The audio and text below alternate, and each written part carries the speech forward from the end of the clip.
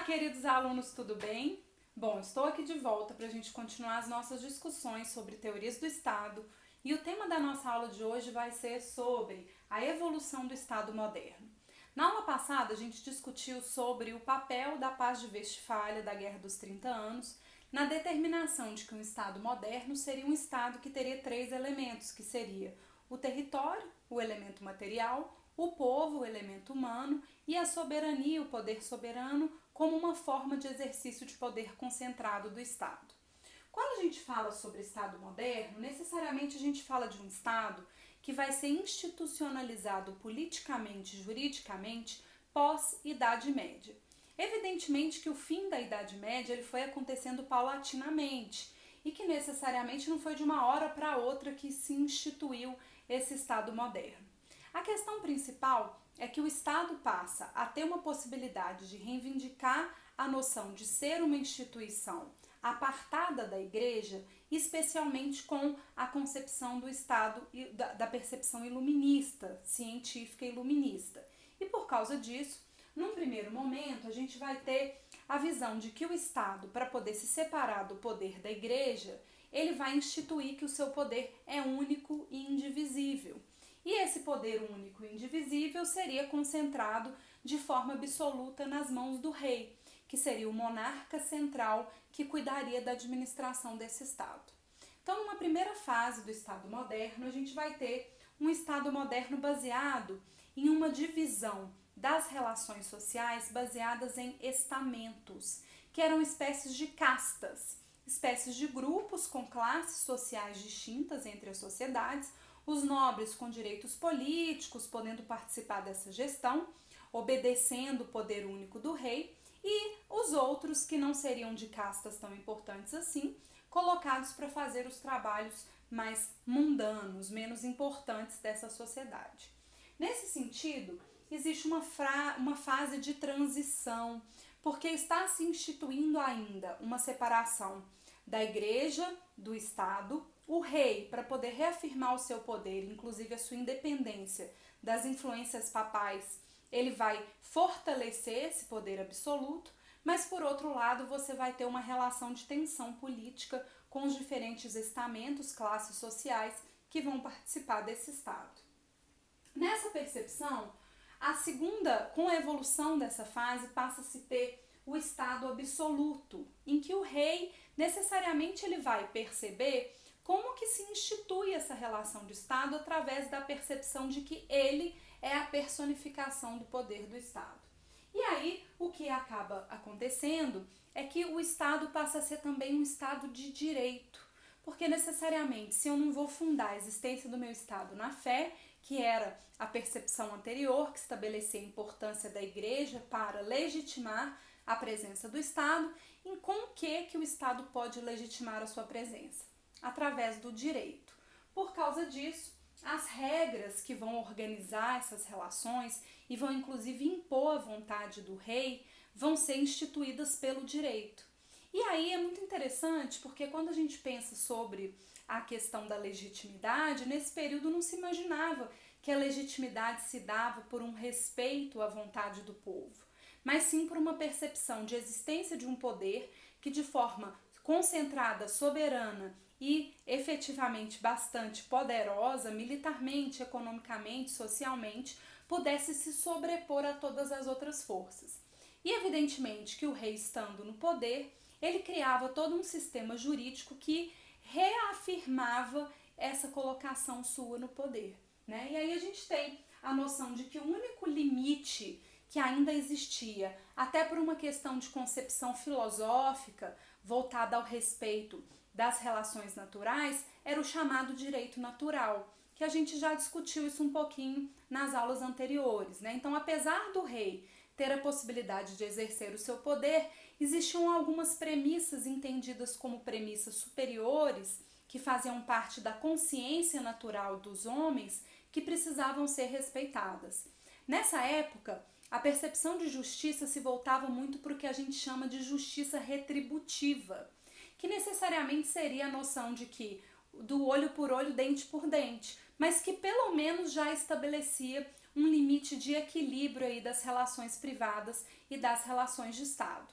O que se entendia é que o rei poderia tudo, desde que ele não fosse violador das relações gerais naturais que instituíssem os princípios de respeito à integridade do Estado, à justiça, a respeito da necessidade de proteção, de segurança desse Estado, de alimentação, de vida para as pessoas. O absolutismo real levou, como consequência disso, a uma gestão de Estado muito unitária, voltada para a construção de uma unidade em torno do rei, desse exercício de poder. E aí o que a gente tem é que vai se entender que, como consequência desse exercício de poder, se o poder é do rei, ele também teria o monopólio legítimo da força, ou seja, qualquer possibilidade de aplicação de pena e uso da força militar para a proteção do Estado era de gestão do monarca. Nesse período, então, o Estado ele vai ter aquela preocupação de estabelecer uma relação de segurança para todos aqueles que vivem no seu território e também um fortalecimento do seu exército para poder proteger as suas fronteiras e legitimar o poder desse rei.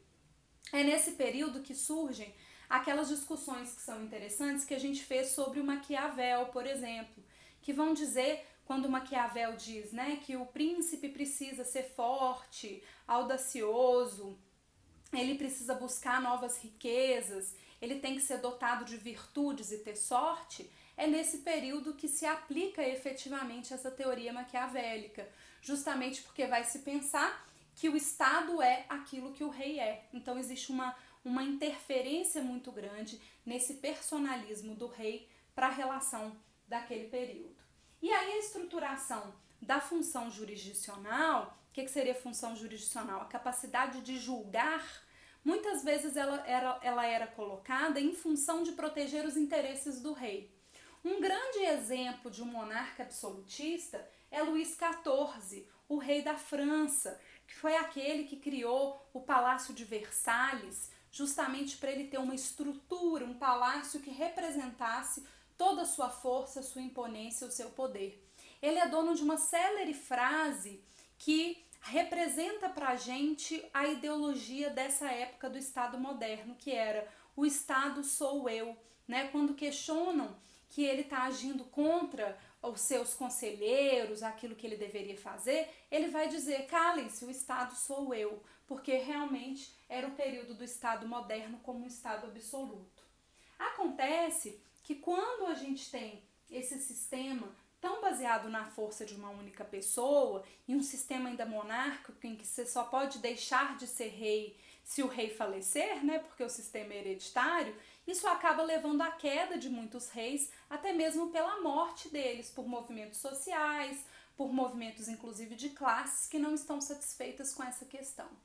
E aí, posteriormente, os reis e os próprios analistas dessa gestão de Estado da época vão perceber que não dá mais para manter um Estado que não seja fundado numa relação jurídica que tenha direitos e deveres do Estado com o povo e do povo com o Estado. E aí, pós-Revolução Francesa, 1789, após a Revolução Francesa, a gente passa a ter a instituição do estabelecimento de um Estado moderno constitucional, que vai ser necessariamente aquele Estado moderno de fato, que tem território, povo e poder soberano, mas que após se instituir de fato, ele vai construir, elaborar uma Constituição que vai estabelecer as suas formas básicas de organização da sociedade. Lá no direito constitucional, a gente ainda diz que a Constituição ela tem algumas normas jurídicas, alguns artigos que são normas materialmente constitucionais. São aquelas normas básicas para se organizar, instituir um Estado e falar efetivamente quais são os direitos e deveres do Estado para com o seu povo. Então, é uma evolução, né? Inicialmente partindo dessa quebra da relação da Igreja com o Estado, no segundo momento, com o fortalecimento do Estado através do personalismo do rei e posteriormente percebendo que não dá para ser voltado para esse personalismo, justamente com a instituição de um Estado moderno constitucional. Espero que tenha esclarecido vocês. Quero só deixar uma pergunta para vocês. Lá na segunda fase, que a gente viu aqui, do Estado moderno, quando a gente fala do Luís XIV, será que vocês conseguem pensar gestores atuais que se acham tão poderosos que talvez gostariam de ser novas incorporações desse pensamento de Luís XIV? Vão pensar sobre isso? A gente discute nas próximas aulas. Um abraço, tchauzinho!